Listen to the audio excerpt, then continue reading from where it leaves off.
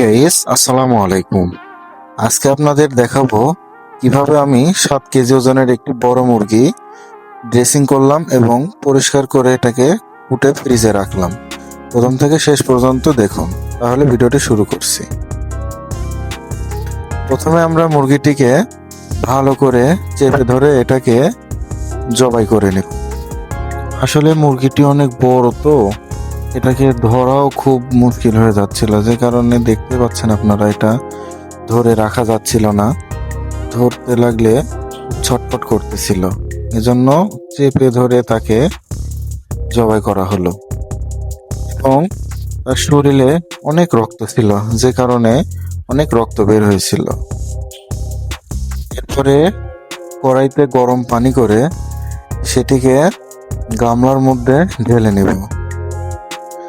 তারপরে মুরগিটি যখন একদম মরে যাবে তখন এটাকে গামলার ভিতরে গরম পানির ভিতরে এপাশ ওপাশ করে ভালো করে ভিজিয়ে নিতে হবে, যেন ওর গায়ের যে পশমগুলো আছে এগুলো ভালো করে ভিজে যায়।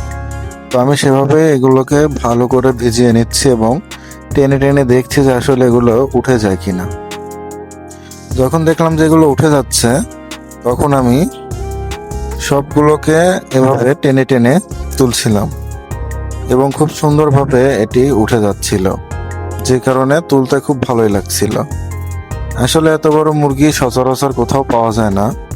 তো আমি মুরগিটি এক বাসা থেকে ক্রয় করে নিয়ে আসছিলাম। তারা বিক্রি করতে চাচ্ছিল না, যে কারণে আমি জোরপূর্বক তাদের থেকে এটা নিয়ে আসছিলাম। এবং আসলে মুরগিটি অনেক বড়। তো আমার ড্রেসিং করা বা আমার পশমগুলো পরিষ্কার করা প্রায় শেষের দিকে, ঠিক এমনটি হয়েছে দেখতে। এবার এটাকে কাটবো। তো প্রথমে কাটার জন্য, আসলে মুরগিটি অনেক বড়, আপনারা ভিডিওতে দেখতে পাচ্ছেন অনেক ছোট মনে হচ্ছে, কিন্তু না, আসলে মুরগিটি অনেক বড়, যে কারণে এটা বটিতে কাটা যাচ্ছিল না। বিধায় এটাকে ছুরি দিয়ে আগে ভালো করে পাগুলো কেটে এবং নাড়িভুড়িগুলোকে বের করে নিতে হচ্ছিল, যে কারণে এর পাগুলো কেটে এবং নাড়িভুড়িগুলোকে বের করে নিতেছিল আমার এক আপু। এবং আমি বসে থেকে সেই মুরগিটি কাটা দেখতেছিলাম এবং ভিডিও করতেছিলাম।